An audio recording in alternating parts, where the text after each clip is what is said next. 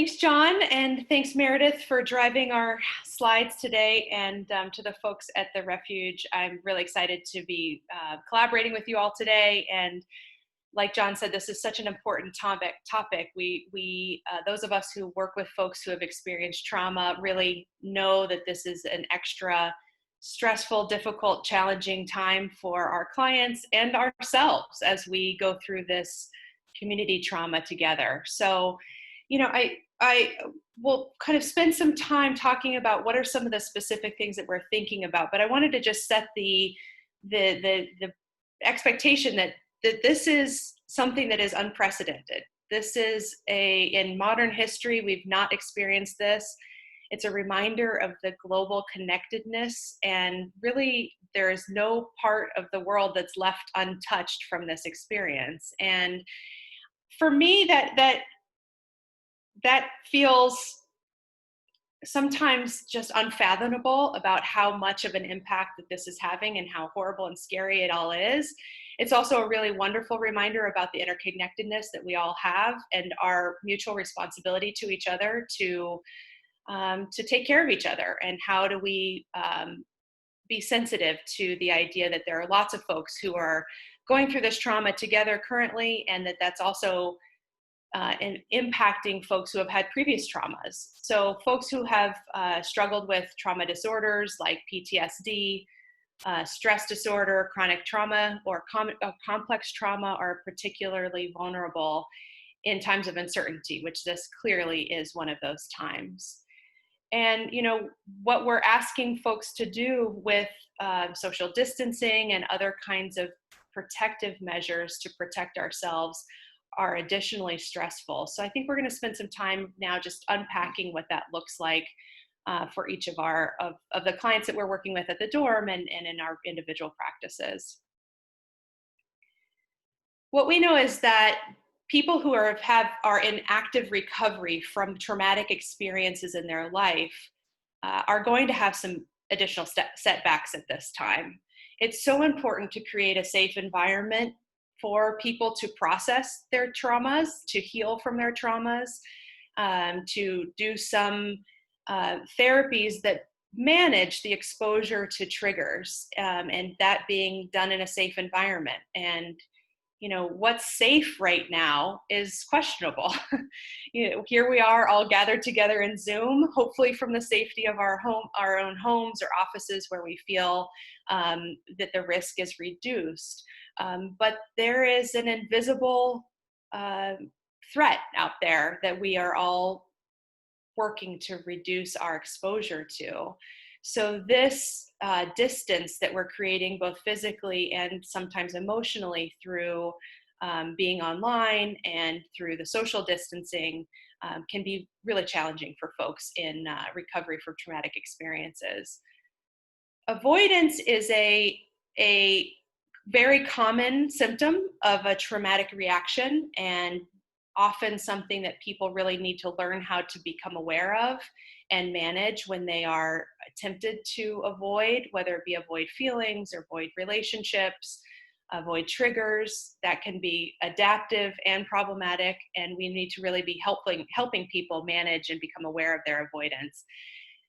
Right now, though, we are encouraging people to avoid social situations. We're encouraging people to avoid people, places, and things. And so, we have to think through how we can help people therapeutically manage both the isolation that we're asking them to do and what that means for their recovery. Healthy connections are paramount to all of our well-being. We are social creatures. And it's really an important healing place for people who have had traumatic experiences. People who have experienced interpersonal violence and trauma at the hands of other folks in their families or significant relationships really, of course, struggle with trust, connection, attachment, and forming supportive relationships. So, in typical recovery processes, we really rely on those day-to-day reactions to have some low-stakes healing around interpersonal interaction, to be able to have a coffee shop that you go to and people start to recognize you, and that's your your place that becomes part of your routine is a really healing experience for some folks, and actually for all of us gives us a nice sense of community. And to have that taken away in the midst of this pandemic is a very, very difficult process, and something that we need to be really aware of. How do we counteract that loss of healthy connection, and how do we build connections while virtually, while we are all in this stay-at-home period, or really avoiding a lot of interpersonal connection? That includes touch.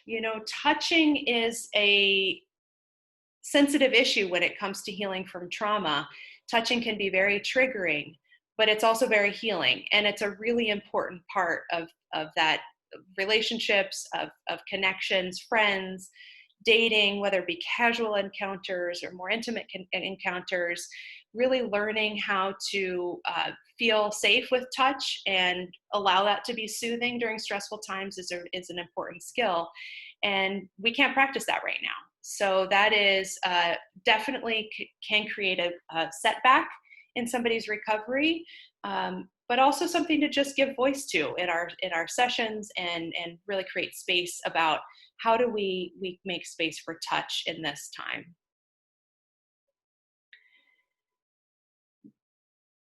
Managing triggers for folks with lots of different types of mental health or trauma or substance use problems is a really important aspect of what it is that we do in our therapeutic work with folks. And this pandemic is a trigger, and it's a trigger on so many different levels in so many different ways. One thing that's very interesting and tough about this process is that we as helping professionals are also going through this experience at the same time as our clients. So in essence, we're having to manage our own triggers as well as the stimulus around all of this vigilance and protective measures that we need to take in order to avoid contracting the virus. So how we manage our own experiences of that trigger and how we help our clients, especially knowing that some triggers are very overt, like reading news or seeing videos, or being exposed to images of illness. But it's also can be very subtle about just the questioning about where is this invisible virus and how am I being exposed to that.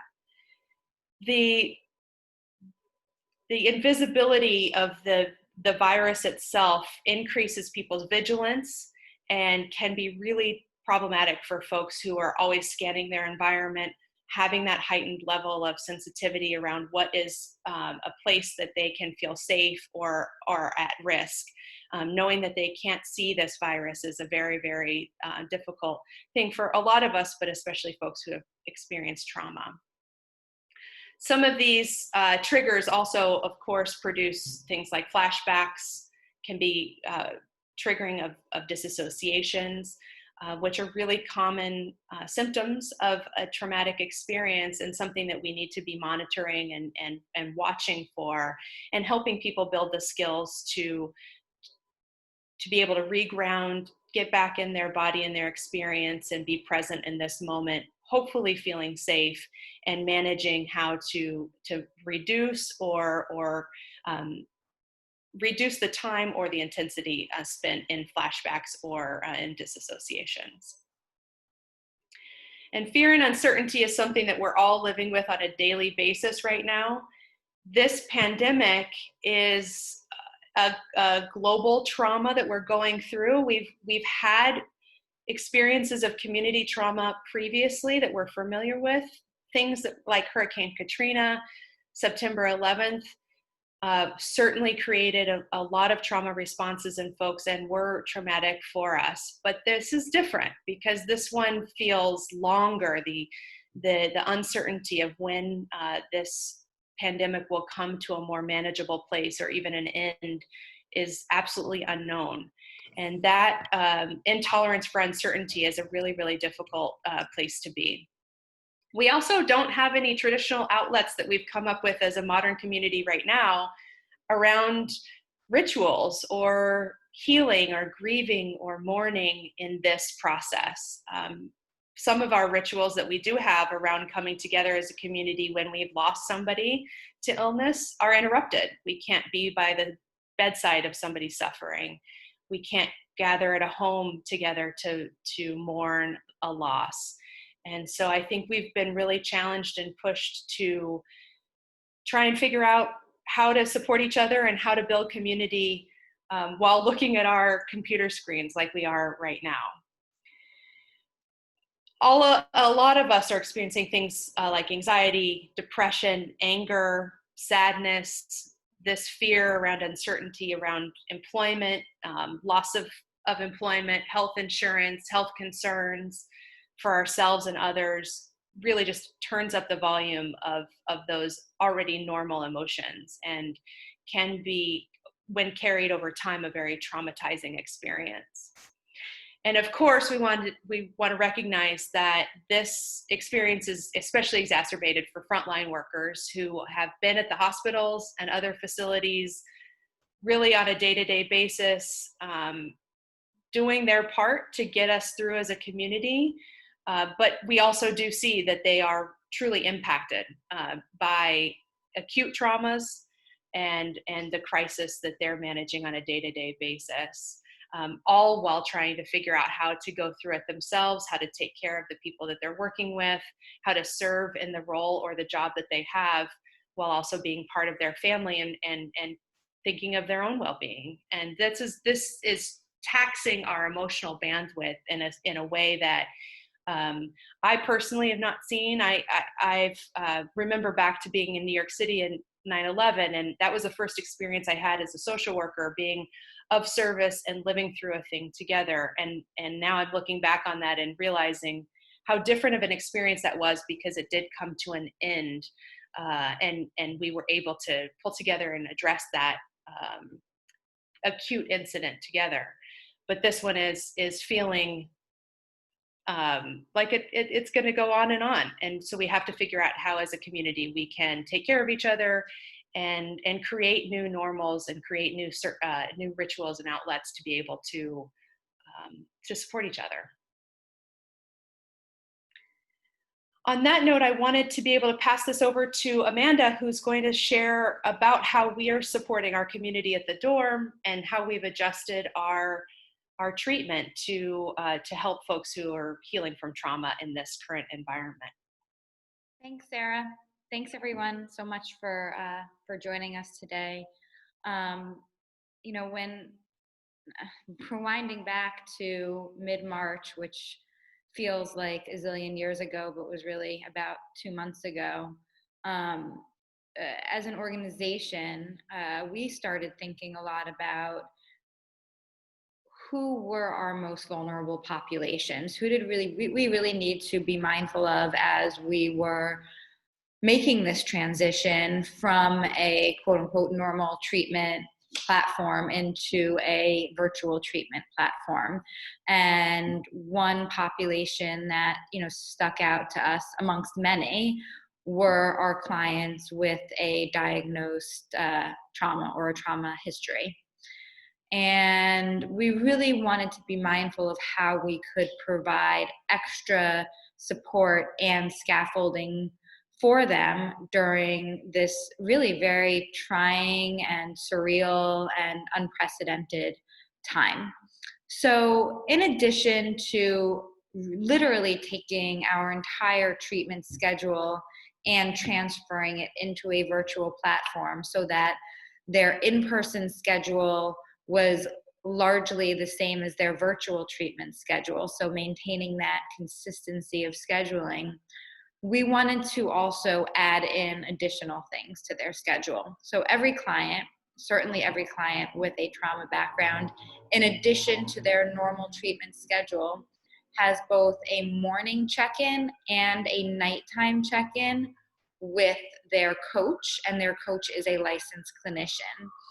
This is something that really helps with maintaining schedule, maintaining routine, and helping with accountability. So the morning check-in is ensuring that they're up, they're getting dressed, they're taking a shower, brushing their teeth, getting ready for their day like any other day.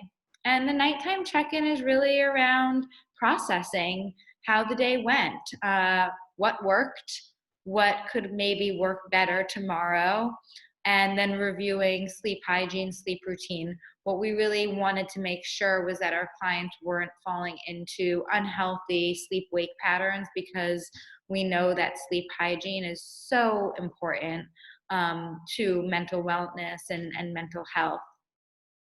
We also have gotten creative with trying to adapt EMDR and trying to figure out different ways where we can, at least virtually do some EMDR, whether that's, self tapping for bilateral stims, or really using a lot of work around creating safe place, and really partnering with our clients in the process of utilizing this treatment modality in a virtual setting. This is certainly a first time for all of us, and we're learning as we go and constantly sort of measuring outcomes for what's working and what's not working. Our Seeking Safety group is virtual. All of our individual and group sessions are virtual. We have increased our self-care, our health and wellness programming. We recognize that doing virtual sessions back to back to back is draining emotionally, it's draining physically, it's draining mentally. It's so important to get up, to move as much as possible in between sessions. So we've added in even more health and wellness programming than we have on a typical day at the dorm, so that there's numerous times a day where there are opportunities for our clients to do things like mindfulness, meditation, yoga, exercise. This is grounding for everyone, especially grounding for our clients who are trauma survivors. We also have increased social groups. Having fun, laughing is extremely cathartic. It's extremely important right now. Every night of the week, we have some type of social opportunity that our clients can take part in, and they own a lot of the content around that in terms of what social activities they want to do, whether that's virtual board games or card games or movie night. We had a talent show. We've had a pet show and tell. On weekends, we have numerous opportunities for fun social things, scavenger hunt, bike rides. One of our clinicians recently got certified in Zumba, so she's doing a lot of Zumba on the weekends. But anything to make our clients laugh, socialize, and connect is really important. The other thing that we have had to increase is our family support and family programming. Every client that comes to us, their family member is given their own coach who they meet with once a week, either in person or on the phone. In addition, we have a multifamily group and a parent group. What we found is that as a lot of our young adult clients have sheltered in place with family, that our parents have needed way more than just a once a week session. There's a lot of tension at home, a lot of lapsing back into old, not so functional patterns around communication and boundaries. So the family work that we have been doing has increased. Lastly, what we wanted to do was tie what we're doing at the dorm for ourselves and for our clients to a greater good. Many of our clients are very socially minded young people and very connected to social justice and the community and community well-being. And we wanted them to know that in helping themselves and in showing up for themselves to their programming on a day-to-day basis, whether that's in person or virtual, they are contributing not only to themselves, but to a greater good. So for every virtual session that any client or family member or parent attends, we are donating $1 to a cause. And this month it is to NAMI, as it is Mental Health Awareness Month.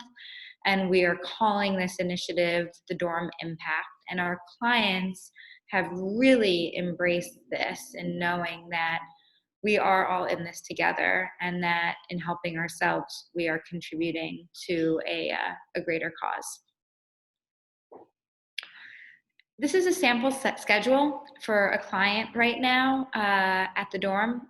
And as you can see, they're pretty full from morning check-in until nighttime check-in, with a variety of different groups that are more process-based, skills-based, health and wellness activities, and then social groups. So as you can see, DBT, seeking safety. We have a virtual clubhouse set up. Many of our clients, as we were getting ready to go virtual and practicing going virtual, said to us, we need our clubhouse. And their clubhouse is the space at the dorm where they just hang out. It's the space where we have our pool table, our kitchen, board games, where they, in between sessions, are having fun. And they said, we still want that. So we have a virtual clubhouse that is up and running on a daily basis all day, that they can just check into and hang out and socialize with each other during the day. And they've really been taking advantage of that. And that's been helpful in maintaining connection and staying away from isolation. Meal groups, dinner group at the end of the day. Again, as much pre-coronavirus routine that we can implement in a virtual world, we are doing, if not more. In the coming weeks, we'll begin to have more individual sessions on site at a socially distanced, safe manner.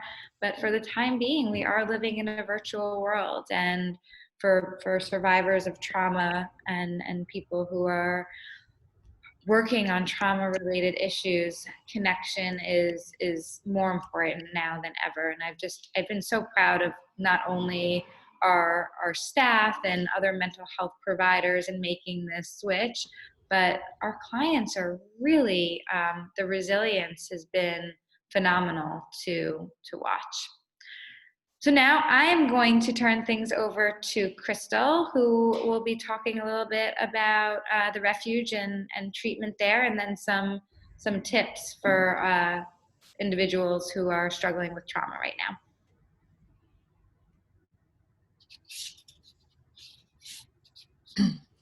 Hello, everyone. My name is Crystal Emmert-Bush. I'm the Director of Experiential here at the Refuge. One thing that I love about what we're doing here at the Refuge is that we're trying to keep everything as consistent as possible from what we did before. And we are on this big, beautiful property. If you've ever had the opportunity to come out to the Refuge, or if you look us up, we're in the middle of the Ocala National Forest. So we are on 96 acres of land, and we utilize as much of it as possible. So thankfully, for what that means for us is the social distancing aspect is actually a little bit easier whenever you have that much space. And so we've created some alternative group space where we can use it outside. We have a seating area with a fire pit out by the Ocklawaha River, which is on the back of our property. So we can have groups outside, especially any of our groups that are larger, more than 8 to 10 people. We try to have those either outside, or we have bigger rooms, like our bigger group rooms and stuff like that we'll utilize instead of just having them in the therapist's office. We're doing activities to try to promote the social distancing, but still being able to be together. So we have bonfires. We've played some frisbee golf, so that we can use the whole campus again. So stuff like that, where we can get them active outside, because again, the CDC says that the more that we can be outside whenever we are engaging with each other is going to be better. We do have a sister property. It's about 10 minutes away. It's called The Nest on Lake Weir. And so before our fun global pandemic, I would take clients off property on Fridays, our PHP clients, to start to integrate them back into society outside of the forest. And obviously I can't do that now because we would go bowling or we would go to like Sky Zone, the arcade, just something to get them out into town. But so now that is going to look a little bit different, and we'll go over to the Nest, and I'll take about 10 clients or so. We'll take a few different bands so that, again, we can space out and socially distance, and we'll go over there and we'll get on our paddle boards or the canoes. But that way they can start to, again, learn to just ground and be one with themselves. Although they can do these activities with other people, with the other members of the group. When you're on the paddleboard, you're there by yourself, but it's so beautiful and serene and being in nature. We do the daily check-ins with our clients. We have a community morning meeting every morning at 8:45. Typically that would be done inside. That's what it's always, how it's always been. But right now, weather permitting, we do that outside. So again, we get all of our clients together and we can space them out. If it's raining, then we do come inside and try to space them out, every other chair inside of our big group rooms. And so every morning it is my job to go into communities since this has started and remind them of, CDC guidelines when it comes to washing hands. I've gone in there and I've played various songs like that you find on YouTube, people making up new songs about washing your hands. I've printed out songs instead of having to sing happy birthday twice. Here's some choruses from popular songs that you can sing instead, and then doing the reminding about just social distancing and making sure that you are not hugging, not shaking hands, and what alternatives to that could look like.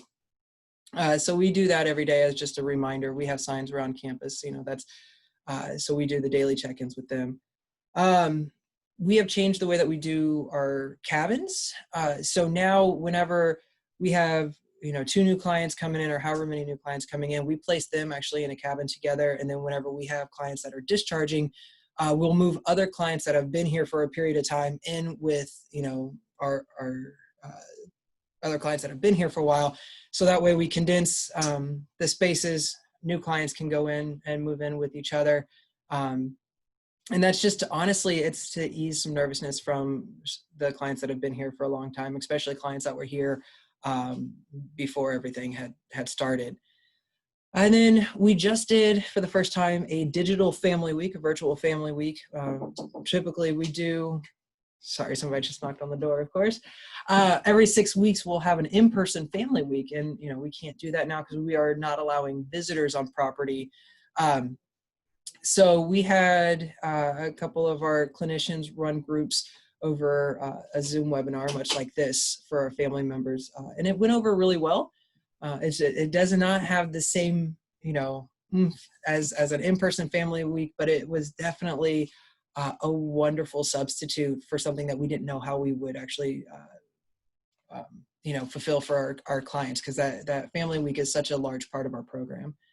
We're doing digital alumni support. So we've done a few meetings, Zoom meetings, where alumni will log in and we're all just there. There's different staff members and we run it just to do a check-in with them. And it was, I got the opportunity to be part of one of them. And it was really cool just to actually be able to see our alumni.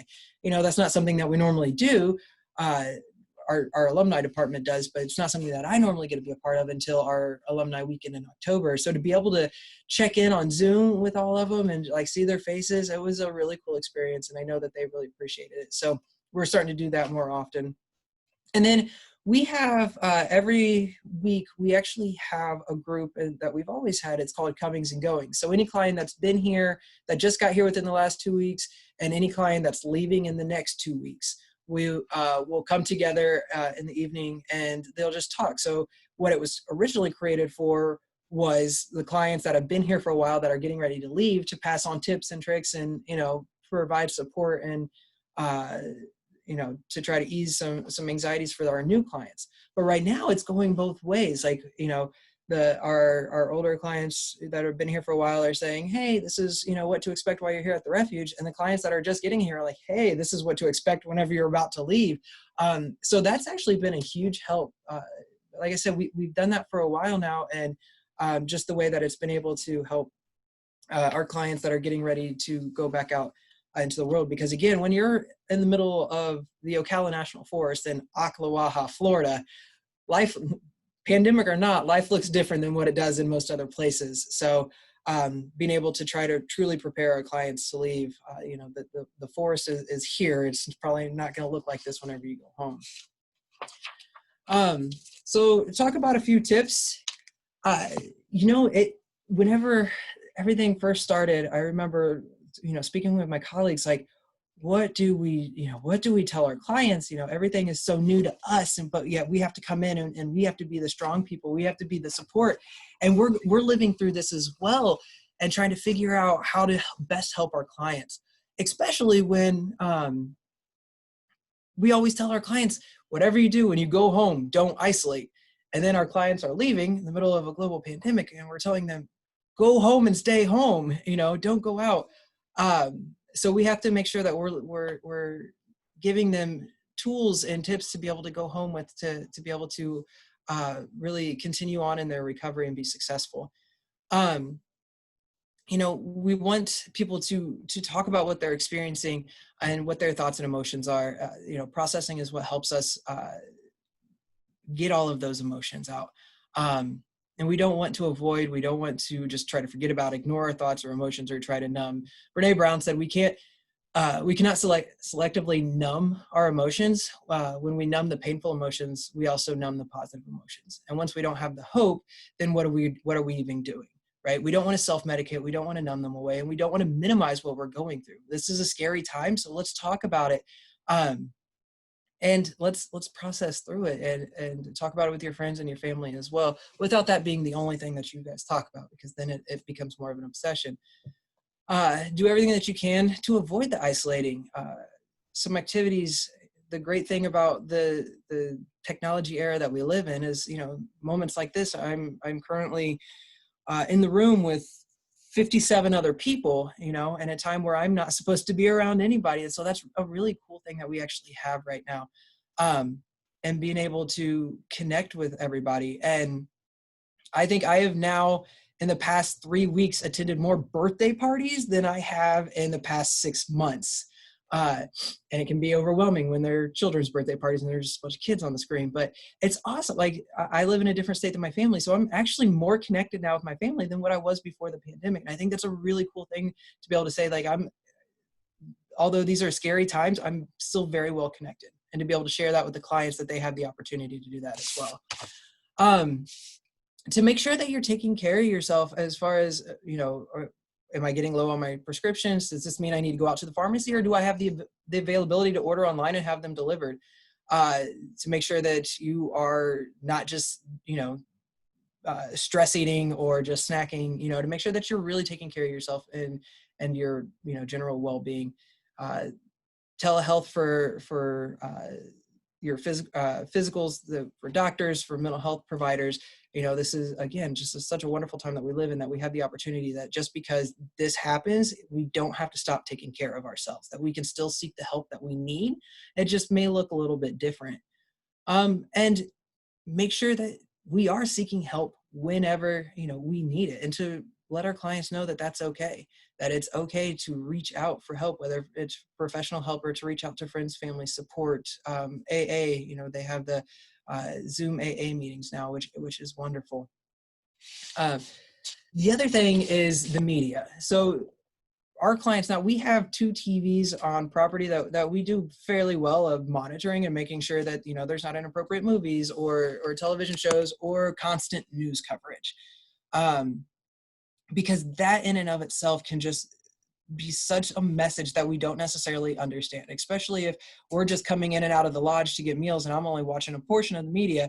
And so I only see this negative piece and I'm not actually then looking up the facts. And so we tell our clients to just kind of avoid that, avoid getting on Facebook and seeing all of the, the negative messages that are out there, to really be able to focus on where the information is coming from and if it's reliable.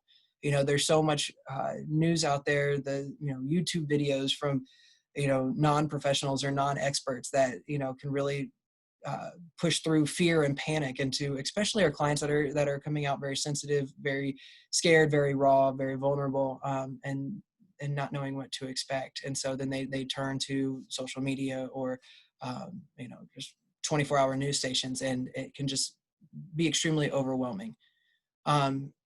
And then prioritizing self-care, creating the daily routines. For me personally, my life hasn't changed much since I do still come to work. I come to work and then I go home, then I come to work and then I go home. But for those that are maybe working from home, or, you know, our clients that are going back to maybe they're furloughed or they don't have a job right now because of all of this, that sticking with the routine is going to be so important, because the moment that you're like, okay, well, I can sleep to noon, so I'm going to, and then I'm going to stay up till 3 o'clock in the morning, and we get off of that routine, and then, you know, chaos creates, you know, anxiety, and anxiety creates struggle. And then here we are on this fun little loop.